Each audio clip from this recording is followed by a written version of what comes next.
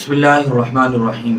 کسی صاحب نے سوال پوچھا ہے کہ کیا ہم قربانی کا گوشت کسی غیر مسلم اور اپنے نان مسلم بھائی کو بھی دے سکتے ہیں یا نہیں؟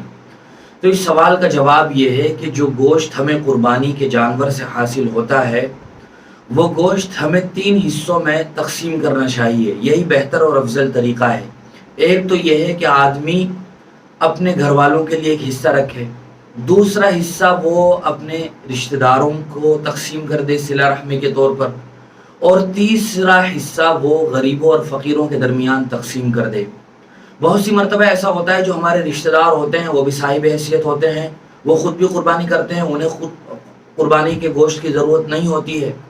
تو اگر انہیں ضرورت نہیں ہے تو اگر ہم خود رکھنا چاہیں خود بھی رکھ سکتے ہیں، اور اگر ہم اس کو بھی صدقہ خیرات کے طور پر کسی فقیر مستحق آدمی کو دینا چاہیں تو دے سکتے ہیں۔ ہمیں اپنے پڑوسیوں کا ایسے موقع پر بہت خاص خیال رکھنا چاہیے۔ بعض ضرورت مند حضرات ہمارے قرب و جوار میں پڑوس میں ایسے ہوتے ہیں جو بیچارے ضرورت مند ہوتے ہیں لیکن وہ اپنی زبان سے اپنی ضرورت کا اظہار نہیں کرتے۔ بقرعید کے دن ان کے یہاں قربانی نہیں ہوتی، ان پر قربانی واجب نہیں ہوتی ہے، تو وہ دوسروں سے کہتے بھی نہیں ہیں اور خود قربانی میں کرنے پر یا بڑے جانور میں حصہ لینے پر قادر بھی نہیں ہوتے ہیں۔ تو ہمیں اس بات کی تلاش رکھنی چاہیے کہ اگر ان کے یہاں قربانی نہیں ہو رہی ہے تو ہم ان تک قربانی کا گوشت پہنچائیں تاکہ وہ بھی بقرعید کے اس موقع پر قربانی کے اس تحفے سے اپنے آپ کو لطف اندوز کر سکیں۔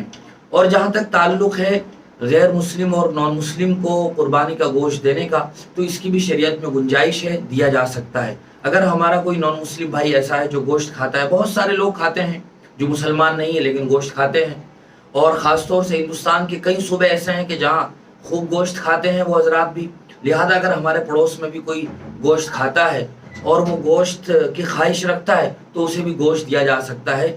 شریعت میں اس کی کوئی رکاوٹ نہیں ہے، اگر وہ کھانا چاہیں لینا چاہیں تو ان کو بھی دینا چاہیے اور وہ دیا بھی جا سکتا ہے۔